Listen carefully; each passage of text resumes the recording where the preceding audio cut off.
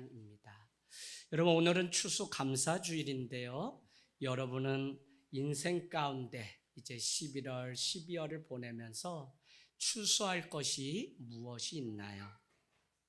혹시 여기에 있는 우리 인생 가운데 뒤돌아보면 다 후회할 것뿐이고 이렇게 사느니 차라리 안 사는 게 낫지 않을까라는 절망 가운데 있는 분은 없습니까? 여러분, 오늘 하박국은 우리에게 이렇게 이야기합니다.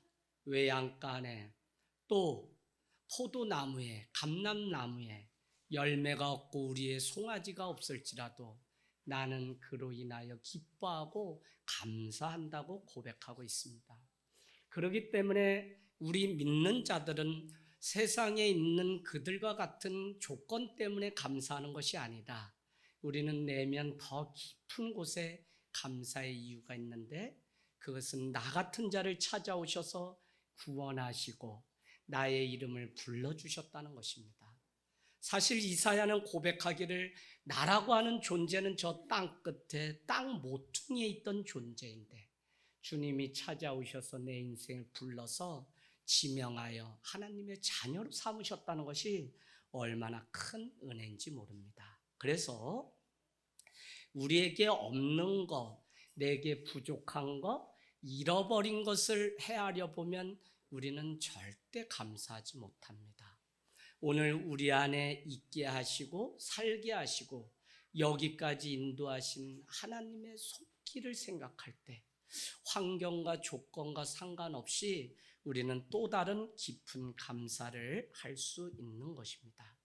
나는 여호와로 인하여 즐거워하며 나의 구원의 하나님으로 말미암아 기뻐한다고 하는 하박국 선지자의 그 고백을 들으면 결국 감사라고 하는 땡스는 깊은 생각이라고 하는 띵킹에서 왔다는 거죠.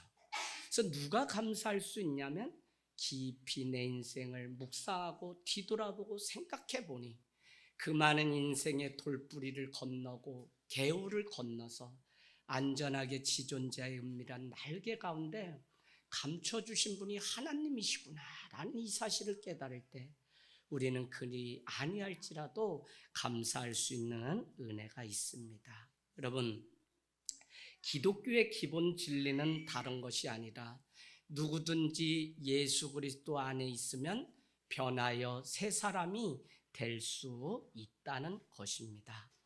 우리가 이 사실을 믿기 때문에 내가 수많은 죄를 지었든지 내가 배움이 짧든지 아니면 내가 건강을 잃었든지 상관없이 우리는 누구든지 예수 그리스도 안에 있으면 변하여 새 사람이 될 수 있다는 이 놀라운 진리 앞에 서게 되는 것입니다.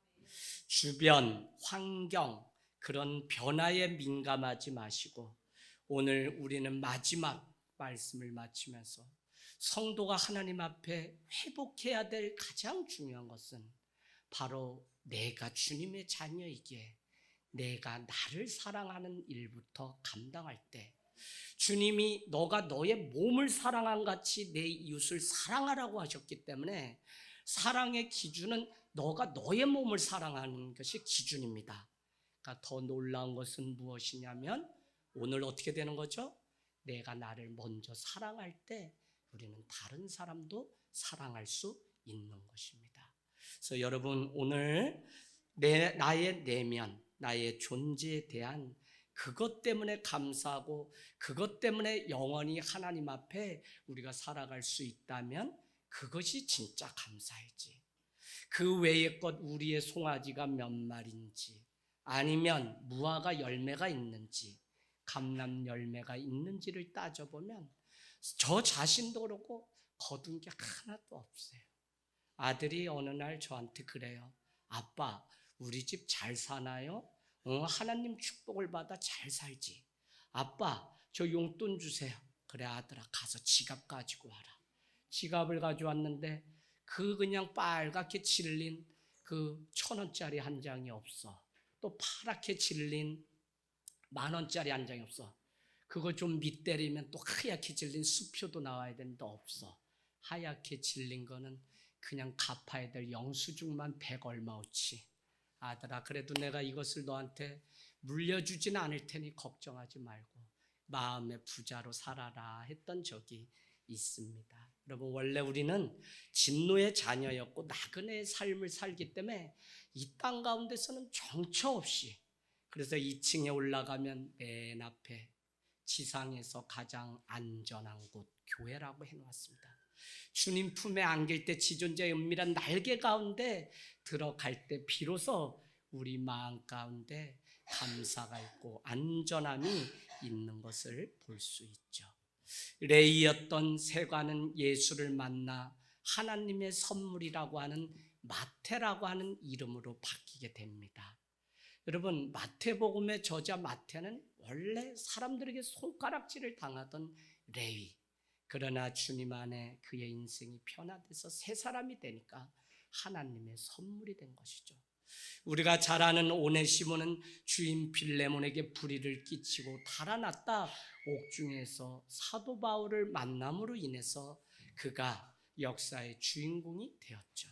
그 오네시모도 유익한 자라고 하는 뜻을 가진 이름으로 변화된 것을 보면 누구든지 우리의 존재가 예수 그리스도 안에, 특별히 그래 내가 아무것도 두른 것이 없고 연약한 자 같지만 하나님이 나를 귀하게 여기시고 사랑하시기 때문에 세상에서 가장 존귀한 사람이 한 영혼의 그 무게가 엄청 무거운데 바로 그 사람이 나구나라고 하는 사실을 깨닫게 돼요. 제가 1년에 하나님 한 가정만 보내주세요. 왜냐하면 욕심이 없기도 하지만 한 영혼의 무게가 엄청 무거운데 수백 명, 수천 명 하늘 땅교회 보내주시면 제가 감당할 수 없어요. 여러분, 우리 옆에 있는 이 한 영혼의 무게가 엄청 무거운 겁니다.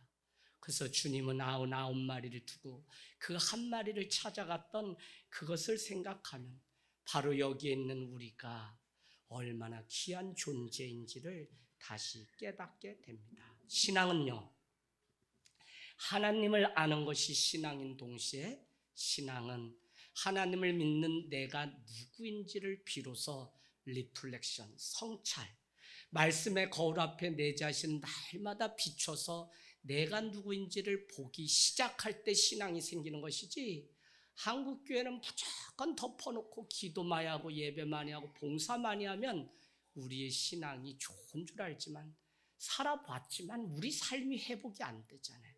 그 이야기 뭐냐면 신앙한다는 것은 하나님 아는 것 중요하지만 하나님을 믿는 내가 누구인지를 아는 것 꼭 같이 병행할 때 회복이 있습니다.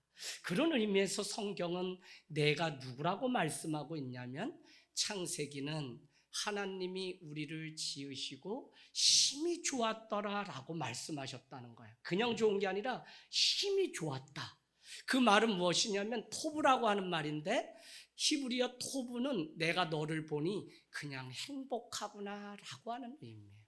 여러분, 남편도 자식도 누구도 난 너만 보면 짜증나, 난 너만 보면 될 게 하나도 되는 게 없어 라고 세상은 우리를 판단하고 보이는 것으로 우리를 평가하지만 하나님은 우리를 지으시고 뭐라고 했냐면 보시기에 힘이 좋았다라고 말했던 존재가 우리예요. 그래서 믿음이 왜 필요하냐면 믿음 가운데 사는 자는 하나님의 형상이 죄로 인해 무너졌는데 주님을 다시 탁 만나고 나니까 그래 세상 살만하다.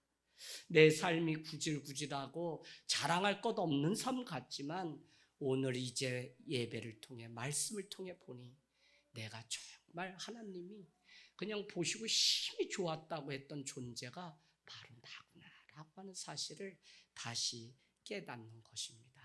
죄는 다른 것이 아니라 하나님이 보시기에 힘이 좋았다고 한 내 존재를 하찮게 여기거나 부정적으로 보는 것이 바로 죄입니다.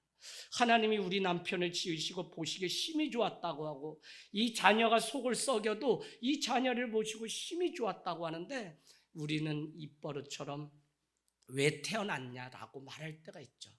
그런가 하면 자기 자신을 향해서 나는 이 땅에 없어야 차라리 나은 존재라고 자기 자신을 책망하는 우리 청년, 청소년도 있습니다. 그게 죄예요.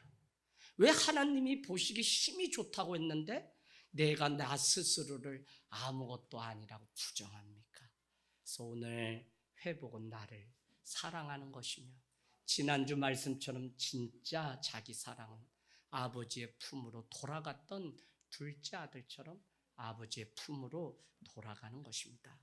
여러분, 오늘 말씀이 우리에게 너의 하나님, 너의 동그라미 쳐주세요. 너의 하나님, 제약의 하나님 여호와가 제약이 가운데, 너 가운데 계시니 그분은 구원을 베푸실 전능자신데, 그가 제약이 너로, 재현이 너로 말미암아 기쁨을 이기지 못하시며 너를 잠잠히 사랑하시며 성에 너로 말미암아 즐거이 부르며 현진 너로 인하여 기뻐하시리라 라고 하는 것이 복음이 우리에게 주는 능력이며, 이것이 우리 삶에 와 닿으면 어떻게 얻은 인생인데 승리해야지, 내가 누구라고 나 때문에 기뻐하고 나 때문에 그 기쁨을 어떻게 할 수 없어서 오늘 이와 같이, 더구나 포로기에 잡혀있는 바벨론의 포로에 있는 이 백성을 향해 그렇지 않다, 나는 너를 인하여 기뻐하고 너로 인하여 잠잠히 사랑하고 너로 말미암아서 즐거이 찬양을 부르고 기뻐한다라고 말하고 있습니다.